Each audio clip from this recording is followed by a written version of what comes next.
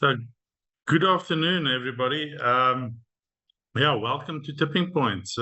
It's an exciting new webinar event. It's an initiative by the Oppenheimer Generation Research and Conservation. It's a 22nd webinar, if I'm correct. And it deals with key questions around balancing development and conservation. And I think today we have a particularly relevant theme that I will get to shortly. I would just like to point out that this session will be recorded on YouTube, as all the sessions in the past been recorded. So you can go have a look at past recordings. Also, the Oppenheimer Generations Research and Conservation have a quarterly newsletter that you are also invited to go and have a look at, and also their social media channels. So I'm Francois Retief. I'm from Northwest University. I'm also working in the Protected Areas Research Group and also the Research Unit for Environmental Science and Management. So I'm pleased to facilitate the session today. So thank you for the invitation for that also. So today's theme deals with values and value, with a question: should biodiversity have to pay its own way? So that's the theme for today, and that is the theme that's also been presented to the panelists that I'll introduce shortly.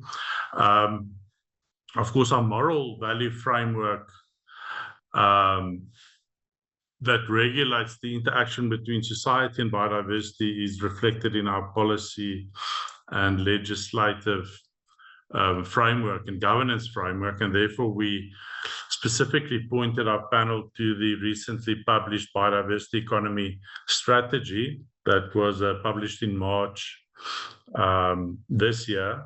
And of course, last Friday, we also had the draft Biodiversity Bill published. So I think there's quite a bit of movement in the policy and legislative space, and that there's a lot there to discuss. So without any further ado, I think I'll introduce our panel.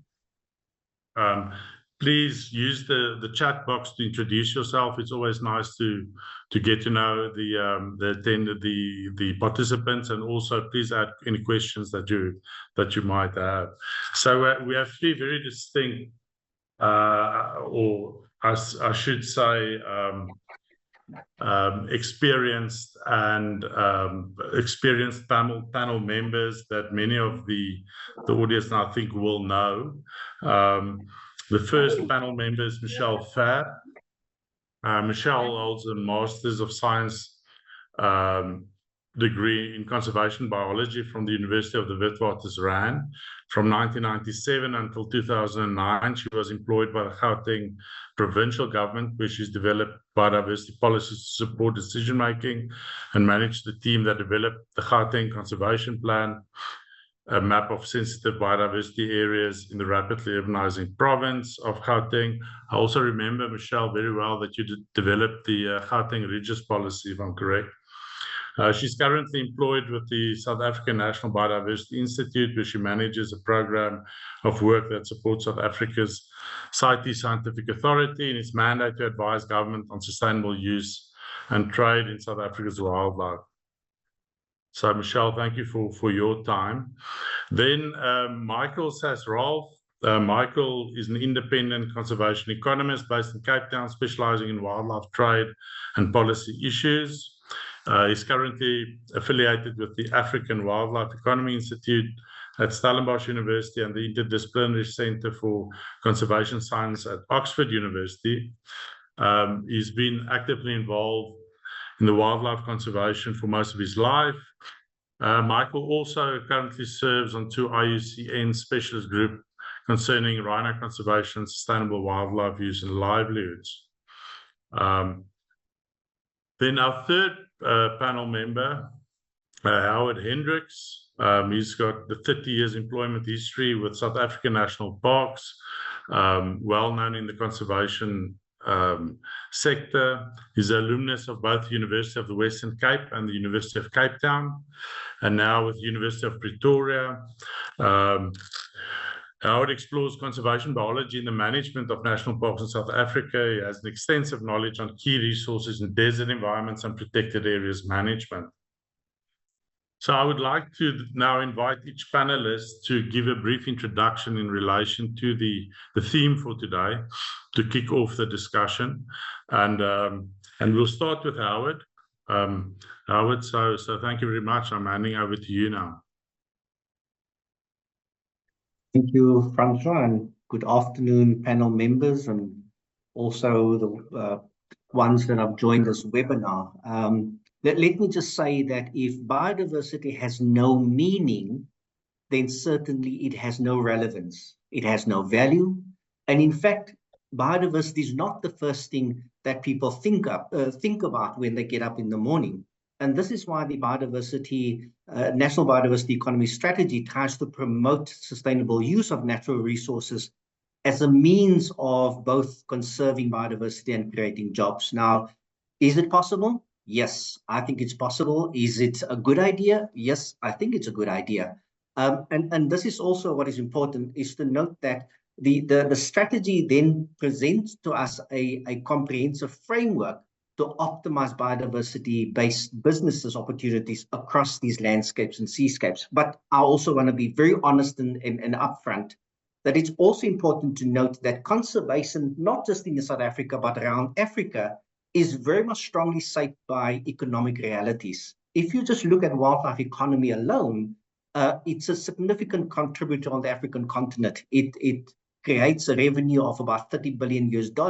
It employs about 3.6 million people, mainly in ecotourism, in wildlife ranching, fishing, and bioprospecting. In fact, I believe that there's a lot more that biodiversity can unlock that will create more benefits for people, but there are realities. And I think I just want to mention those 4 realities very quickly. These realities, and I think someone said earlier, that I spoke to, biodiversity economy is a very complex and nuanced process. So the first reality that we need to deal with is environmental sustainability. We know that many people on the African continent live in rural areas and are heavily dependent on natural resources for their livelihoods and for their sustenance. Now, ensuring this economic resilience and let's call it a prosperous future is obviously impacted by the sustainability of the environment. We know about climate change. We know certain areas are going to become wetter, certain areas are going to become drier. We also know about land becomes degraded and threatened, the livelihoods of people in South Africa itself. Soil degradation is costing the country about 2 billion a year. Pollution of rivers is an issue. The demand for access and use of water increase. The point that I want to make is that the state of many water resources continues to deteriorate, and many rivers are in a state of. The second point that reality that I want to bring up is conservation biocentrism. So if you could just move on to that one as well. Now, we all know there's no doubt South Africa is a diverse flora and fauna, which makes up the attractiveness, destination, why tourists come to South Africa. But in many ways, biodiversity is often synonymous with the conservation of endangered species. And it's exactly this, that the idea of biocentrism is real, where the identity of biodiversity is defined within the context of what it means for conservation, and not so much recognized for its economic contribution, for its livelihood contribution, and even to health contributions. This creates a caveat in the value of biodiversity. Let me then just move on to the next reality. The third reality, which is variable economic development. I probably don't need to say a lot more, but it's important to note that on the African continent, it's vast, it's diverse, and the economic situation varies from country to country, from province to province, even from household to household. For example, in South Africa is amongst, one of the most unequal countries in the world. And I can tell you about, the poorest 50% of South Africans have an average income of 16,000 Rand per month, compared to the average richest person with a wealth of about 2.8.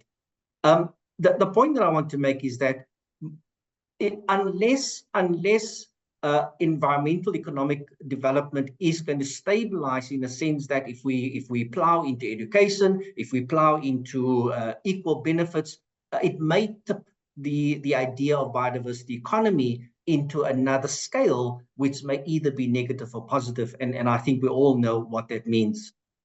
It is difficult to develop a biodiversity economy, not just in South Africa, but around the world as well. Specifically look at infrastructure. Infrastructure in many parts is difficult, and it's not. This slide also, it still indicates that South Africa ranks amongst the top 10 countries in terms of coal reserves. And I think that, you know, it's probably going to be with us for quite a longer time. Let me move on just to the last reality before I just conclude in the point that I want to make. The last point is local community engagement. This is the reality. What are we doing when we engage with communities? Is it more for tokenism versus a genuine opportunities? Are we talking about community dumping versus community empowerment? When we deal with communities, engage with communities, what do we really do? Local communities do not have rights or do not deserve rights. Often you get to hear that as well. Let me use another one. Is it about community appeasement or is it community engagement? Is it about empowering community-based opportunities versus empowering community-based entrepreneurs?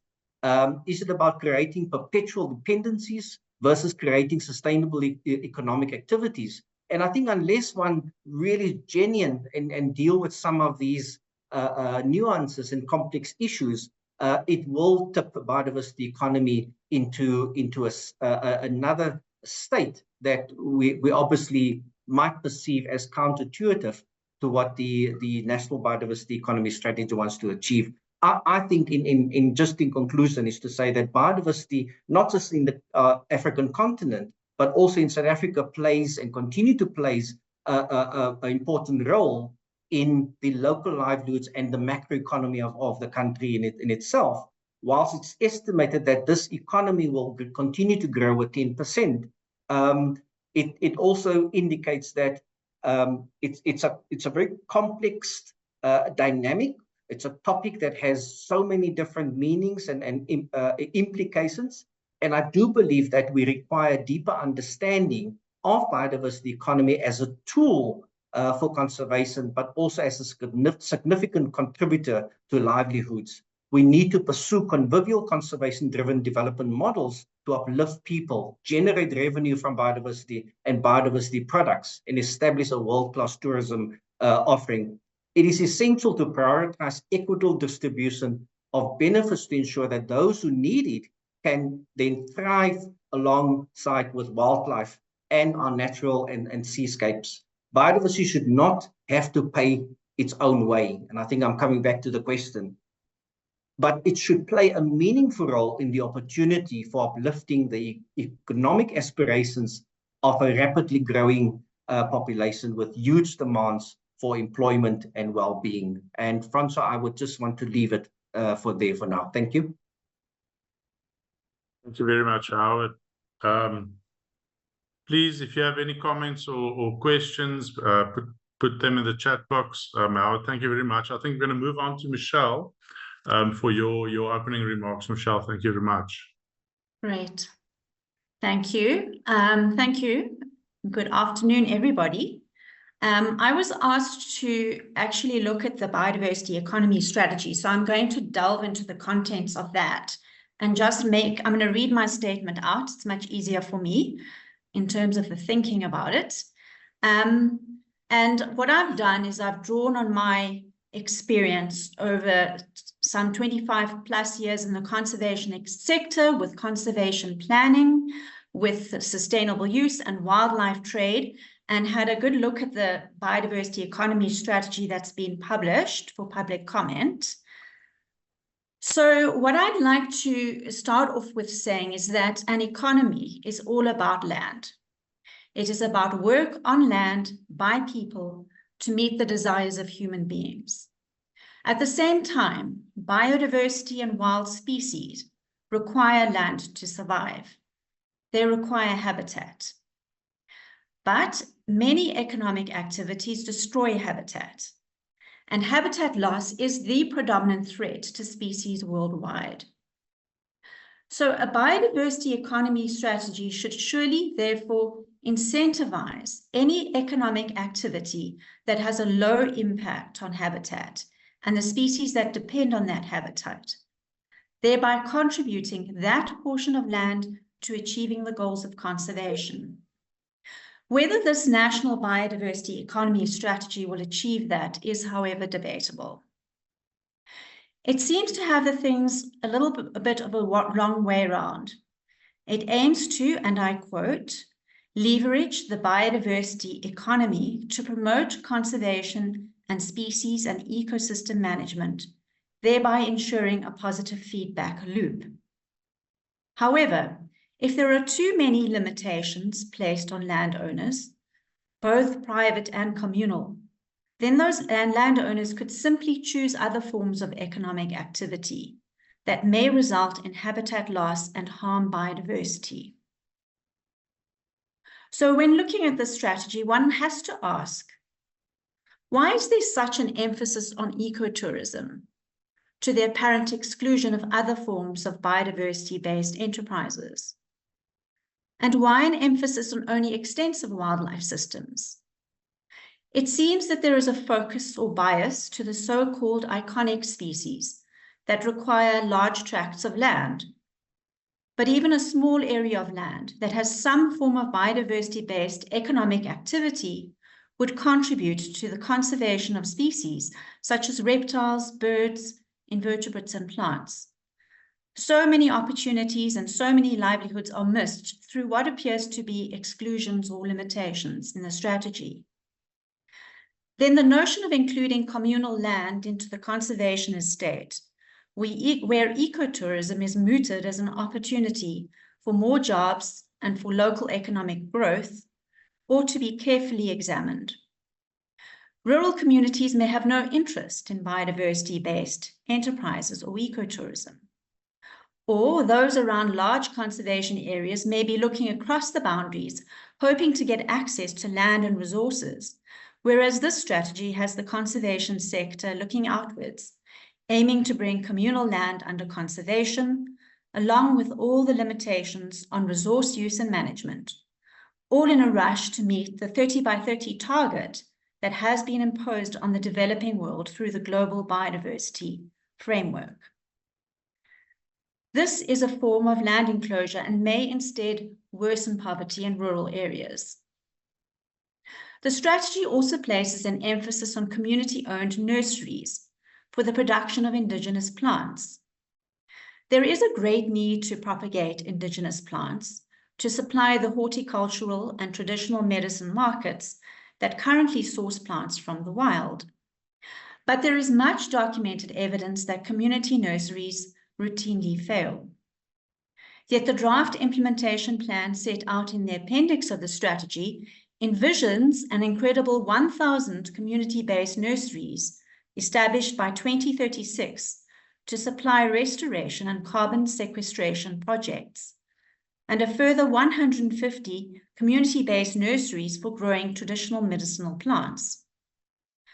Then finally, tacked on at the end of the strategy is the only reference to the rhino horn and elephant ivory trade. These wildlife products perhaps have the most potential for funding conservation and uplifting impoverished rural communities. The strategy will have us focus on trying to develop a local market for these products, where there is negligible demand, but which are highly valuable in international markets. The strategy will have us wait until conditions are favorable before exploring the available CITES options for legal trade. And in fact, the draft implementation plan set out in the appendix is silent on how this domestic trade in high-end parts and derivatives will be achieved. So with that, I thank the organizers for giving me this opportunity to provide my commentary on this important strategy, which will have significant outcomes for both livelihoods and biodiversity in South Africa. Thank you, Francois.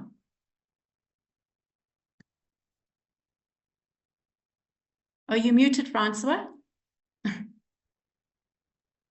Thank you. Thank you very much, Michelle.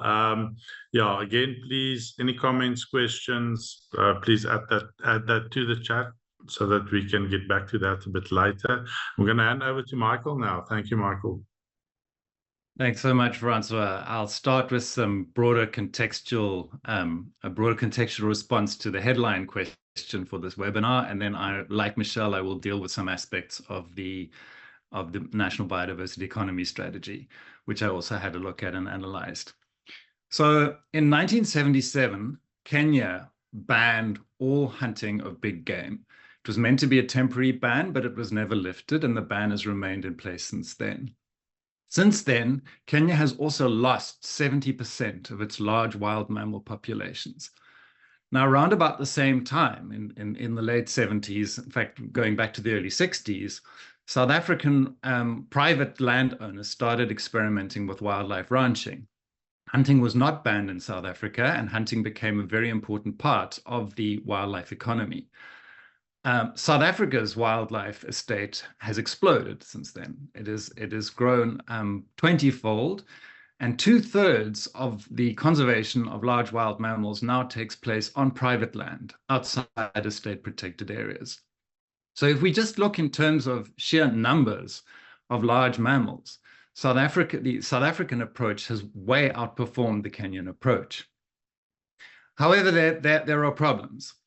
And the two challenges associated with the South African approach relate to, in part, the policy that led to the success, or that assisted the success, which was the Game Theft Act of 1991, which recognized private ownership of wildlife on private lands that were enclosed.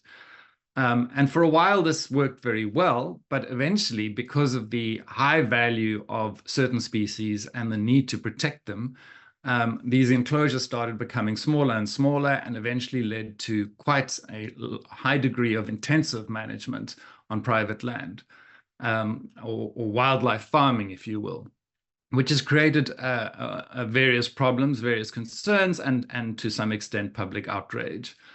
The other challenge associated with this growth is that it all took place within a certain sector of South African society, and did not include previously disadvantaged communities who could not privately own land and therefore could not really benefit from this. So South Africa sits with a situation where there are some ecological and animal welfare concerns associated with the private sector's role in the wildlife economy. And there is also a need, as there is throughout other sectors in the South African economy, for some meaningful social transformation, which has only taken place in a small way to date. So with that background in mind, we have this policy, which I think is an attempted step in the right direction, but I think there's some positive aspects, but there are also some concerns, and I will run through those. So in terms of the positive aspects, I think that the broad goals of the strategy are sound. It emphasizes the need for ecological infrastructure, for restoring ecological infrastructure, for open extensive systems, to some extent trying to encourage people to pull down fences and move away from intensive practices. And in that sense, it's also aligned with international policy that seeks the so-called 30 by 30, that seeks to increase the wildlife estate. It recognizes ecosystems, it recognizes the need for social transformation in this country, and importantly, it recognizes the need to remove barriers to entry for previously disadvantaged individuals to become involved in the wildlife economy. And it recognizes, which I argue is important, the economic value of wildlife and the opportunity and the various opportunities that they provide. So what concerns do I have relating to the policy? Well, firstly, there isn't complete clarity over the 30 by 30 policy, and there's some debate about what other effective conservation areas or other effective conservation measures might look like, and there is still some lack of clarity about the role of private land and private management on private land. And there are still some questions that are hanging, and those are not addressed in the policy document either. There is also a very substantial financing gap worldwide. And this is, again, why this question of should wildlife pay its way keeps getting raised, because there is an extreme shortfall of funding, not only in South Africa, across Africa. The funds are just not available. That leads to a lack of capacity. And so we have a lot of protected areas that are paper parks, but in fact, what's going on the ground is not good. So how is this financing gap addressed? And again, I feel that this document glosses over some of those issues. It also glosses over property right concerns. So one of the reasons that the Game Theft Act gave such a shot in the arm to the wildlife economy is because it created these property rights.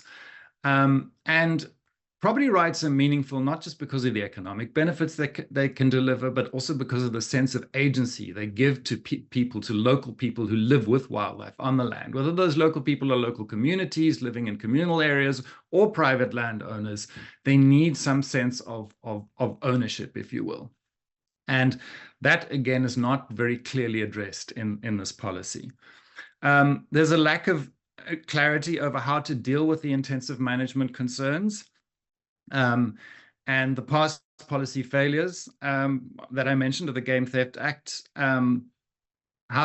there's a lack of clarity of how to really incentivize partnerships between the private sector and previously disadvantaged individuals, which I believe will be really important, because the private sector, they're leaders in many ways in the industry, through the veterinary industry and various other technologies. How are we going to encourage these technology transfers? How are we going to encourage partnerships between those established in the sector and the previously disadvantaged individuals and communities? There's not much detail on that in the policy.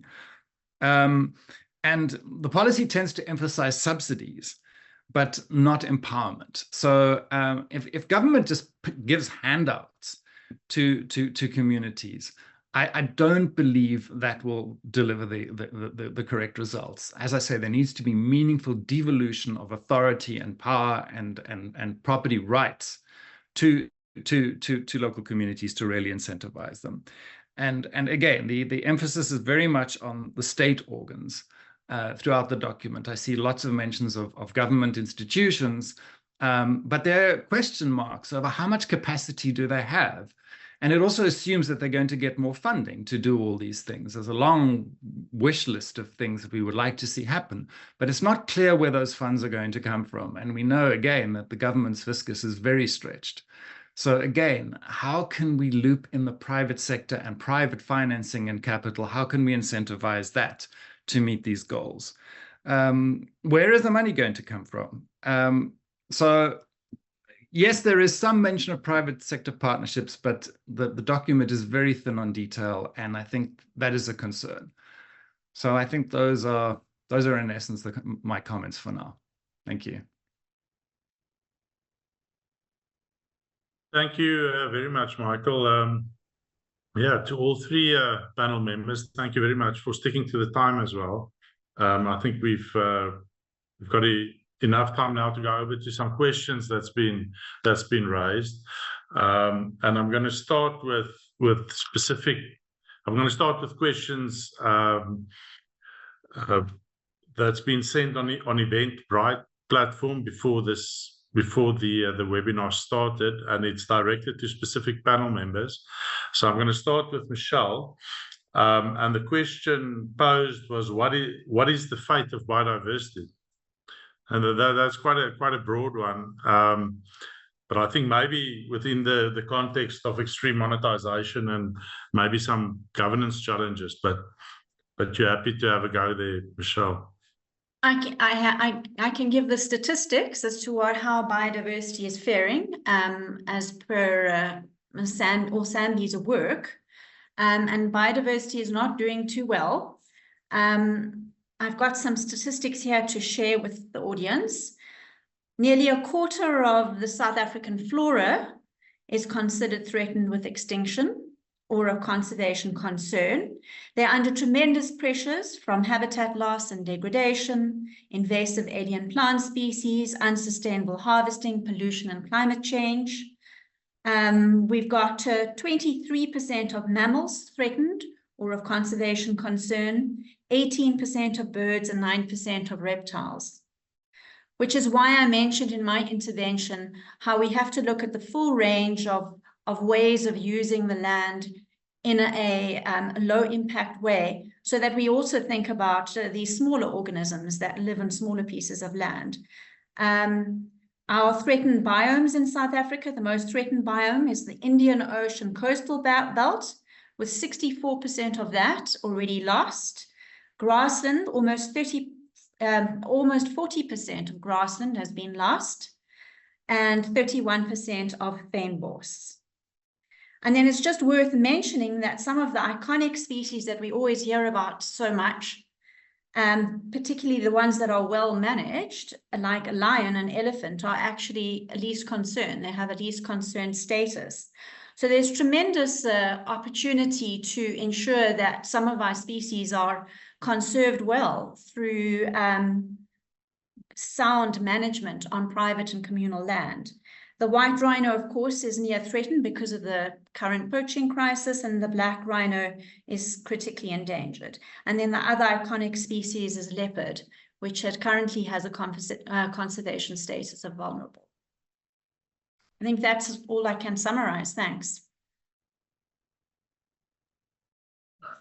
Thank you, Michèle. I suppose the reflection on that would be, is would the strategy improve the situation? Or would it, I suppose that is the question. But okay, let's move on. Thank you, Michèle. That also gives context for the discussion in terms of where we are at. The next question is posed to Michael. How can rural communities living next to wildlife conservation areas benefit from the wildlife economy? I think that's a commonly asked question. Francois, yes. Well, it is challenging because you're typically starting off with a situation where communities have been previously disempowered. They're living in communal areas that are very often degraded, where it's not easy to reintroduce wildlife in any meaningful way or to use it. There's a popular approach in the ecotourism sector, which is to provide employment and to also leverage the presence of wildlife for the benefit of nearby communities by attracting aid. For example, facilitating foreign aid to come in to pay for schools, to pay for hospitals and such like.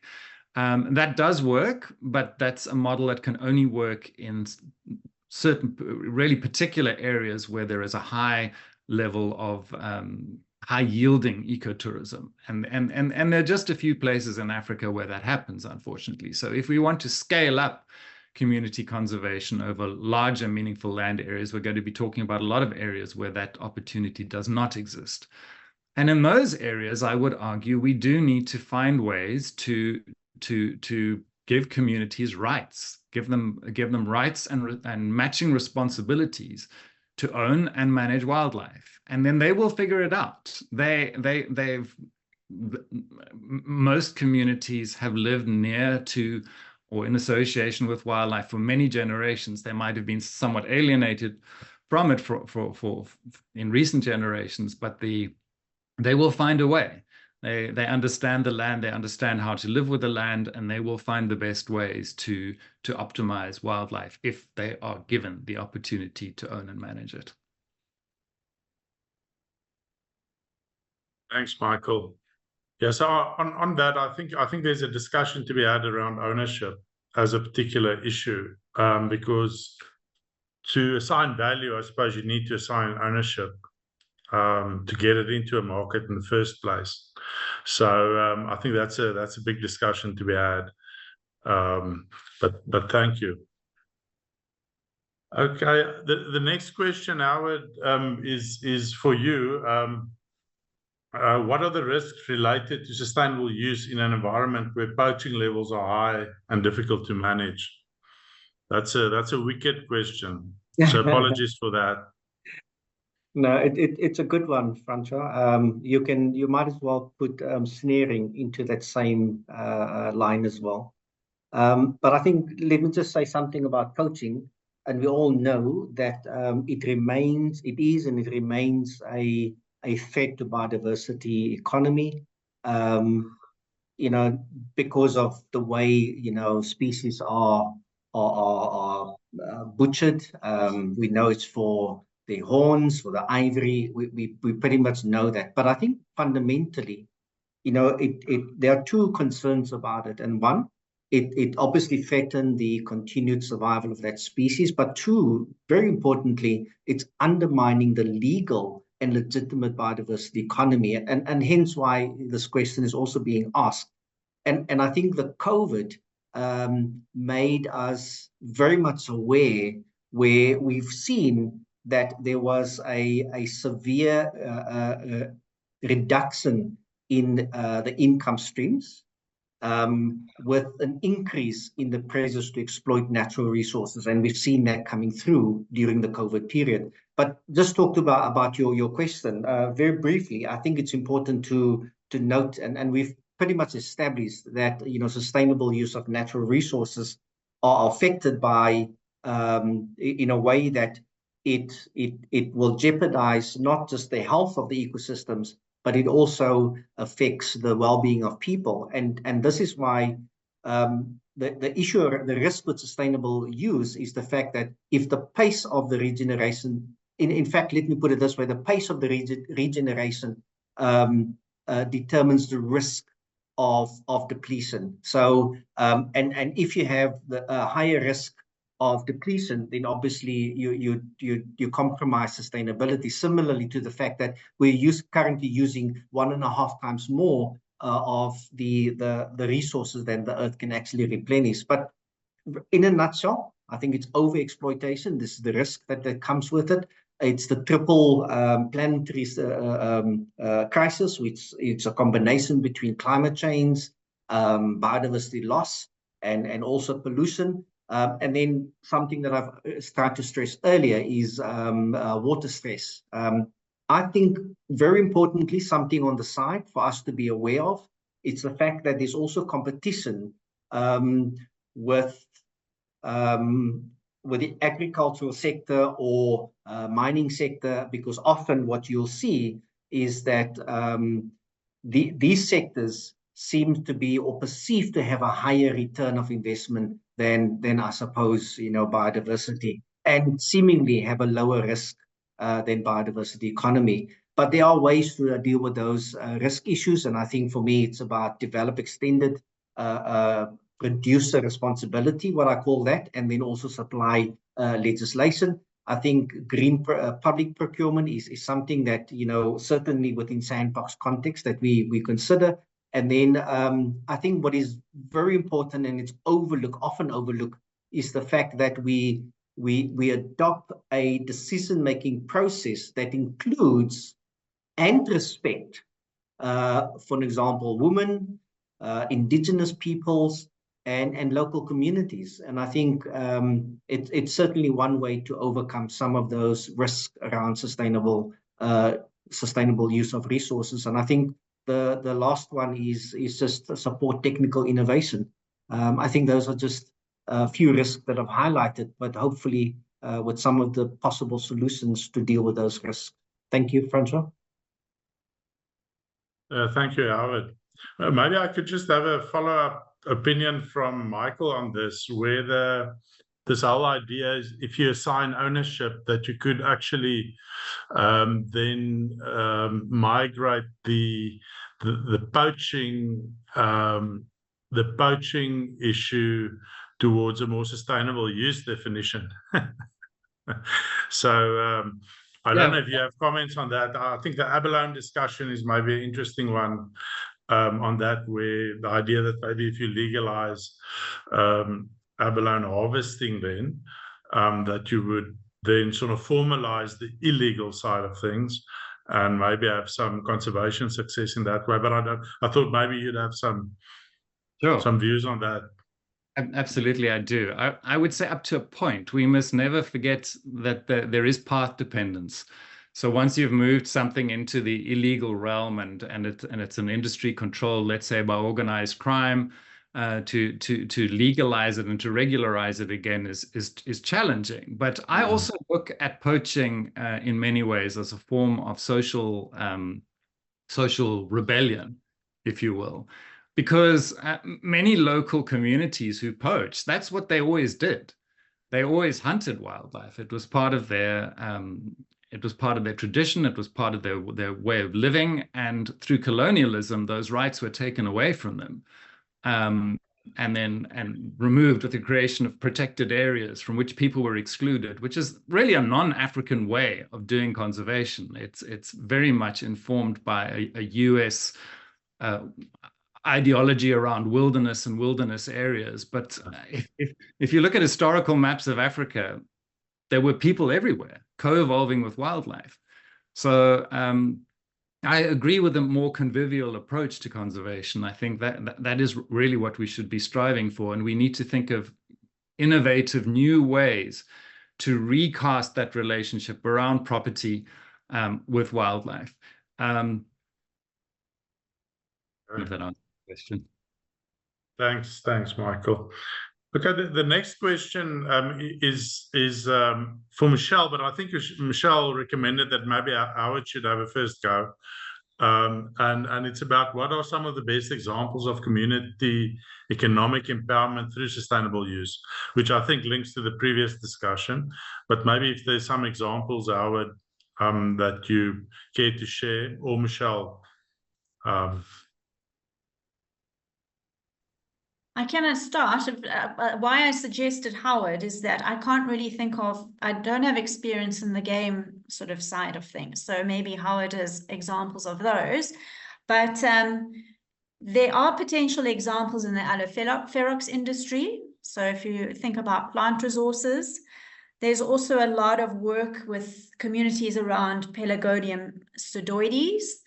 Now, whether it is actually these industries are benefiting communities and how much would have to be looked at in further detail, but there certainly looks like there's a lot of work there, and then possibly also the rooibos industry. So those could be good examples, but they would need to be interrogated further, and then maybe Howard can put forward some examples from the more like the animal side, the game sector side. Thanks. Francois, just to add to what Michèle said is, I think there are significant progress in terms of wildlife donations and loans to not just local communities, but also emerging game farmers. And there are several case studies where we've actually seen, populations of wildlife have increased to some extent. We've also seen, if one moves away from terrestrial animals, we also have very successful examples in Tsitsikamma with the fishing community, where we've created use zones and no-take zones. And then also, as Michèle indicated, the Khoisan with the rooibos tea, those are also good examples. So I do believe that there are, from a plant-based point of view, I know that we've been very successful in Kruger, around the pepperbark trees, where we create these seedlings and then plant them out within communities. So we've had a few good examples that one can use to say that if further attention and further investment, those could really become good examples ultimately. Okay, thank you very much. Then I've got a question for Michael, and it's quite a broad-based question, often asked. And can farming African wildlife become an alternative land use practice? So I suppose we've been doing that for quite a while, but maybe some reflection, Michael, on what the contribution of actual farming of wildlife could make to the future of the biodiversity economy. Thanks, Francois. Well, I think the problem is that farming is quite a loaded word. And we need to agree on what we mean by farming. So do I think extensive wildlife ranching could make a contribution? Absolutely, it can, and it has, and South Africa has proven that. What has happened in South Africa is we've seen very entrepreneurial activity in the direction of more intensive management, driven by necessity in the case of rhinos. To protect them, the most effective way to protect them has been through intensive management, although it's very costly, but it has worked. And then, of course, the notorious captive lion breeding industry, which has really pushed the boundaries of social acceptability on several fronts in terms of put and take hunting, provision of lion bones to international markets. Those are things that the public has reacted to, and they're very interesting questions about, well, how should we decide where to draw the limits? It's one of these. You have the same thing then in the tech industry, for example, and with the sharing of data through social media networks like Facebook, etc. We're testing the boundaries of public acceptability, and the public has pushed back somewhat, and we're still trying to figure out, well, where do we draw the boundaries around what is acceptable and what is not? And when does farming contribute to conservation and biodiversity, and when does it cross a line where it just turns to factory farming and actually its environmental footprint is negative? So I would say that it's not a question of whether, it's more a question of the devil being in the detail. It's a question of how. I do think managing Africa's wildlife resources and extracting economic benefits in a sustainable way, even for protein, is something that's definitely worth looking at. I think multiple species in a multi-species systems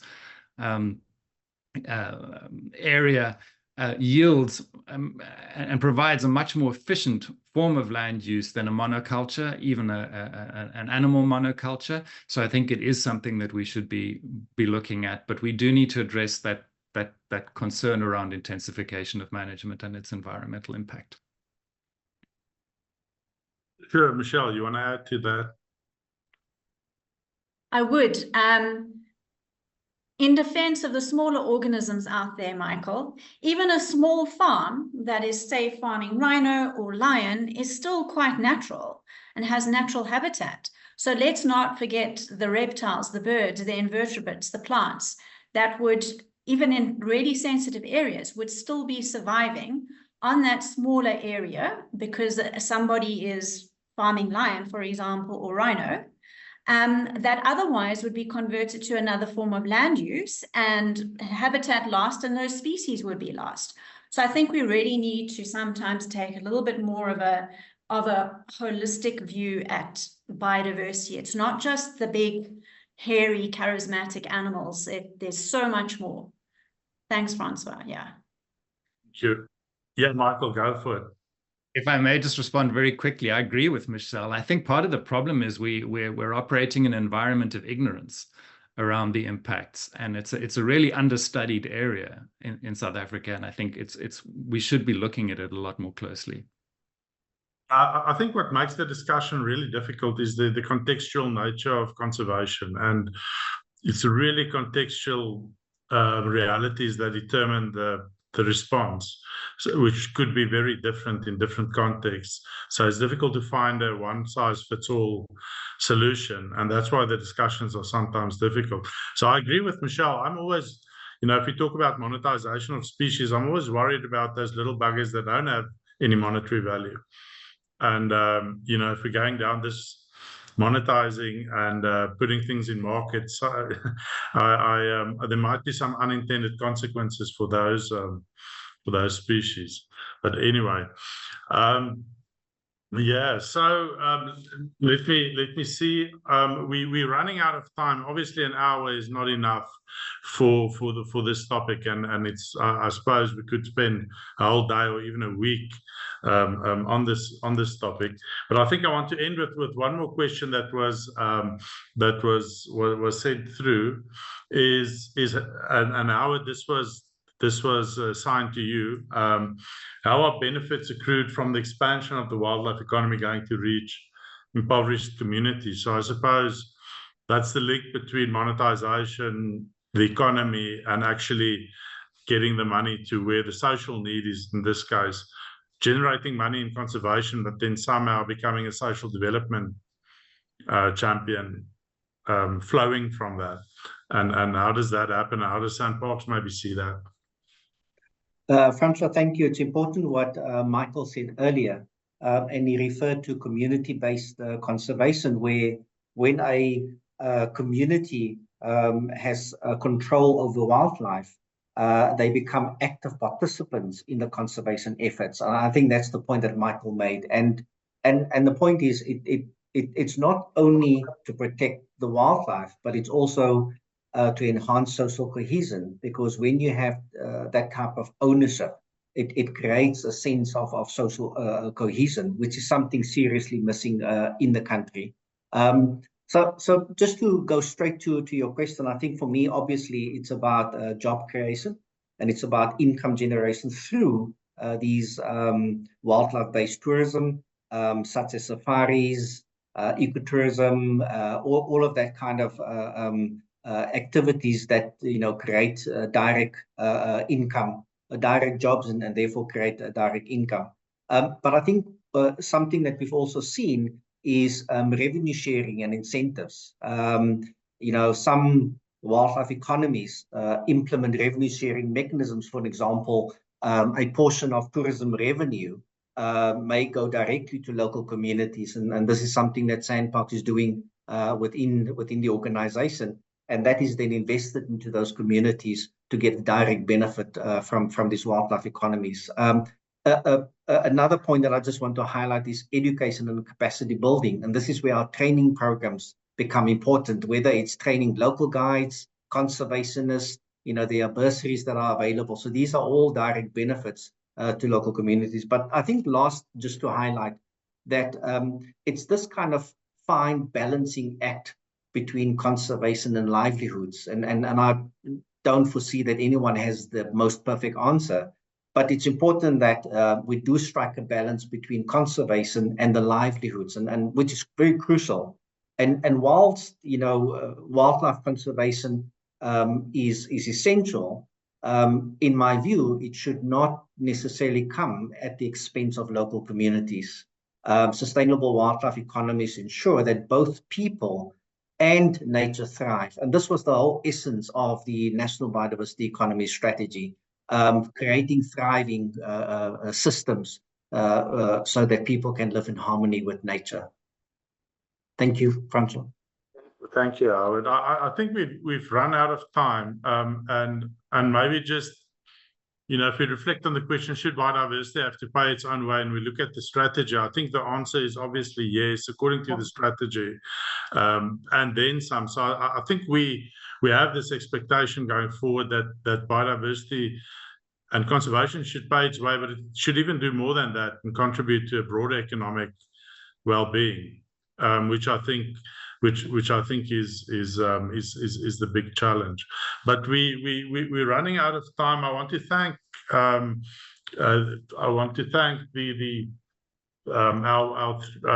panel members for their time today and for their inputs and their preparation. Obviously, this is a much bigger topic than we have time for in an hour, but I'm looking at the comments in the chat. There's some really interesting points made, and I think everybody's fired up around this topic. So thank you very much, and hopefully we can take this forward within the conservation community. I was then asked to just highlight the next OGRC Tipping Points webinar, which will be on the 27th of June. Where we will be discussing how to engage the youth in conservation topics and how to make young blood run green. So green for conservation.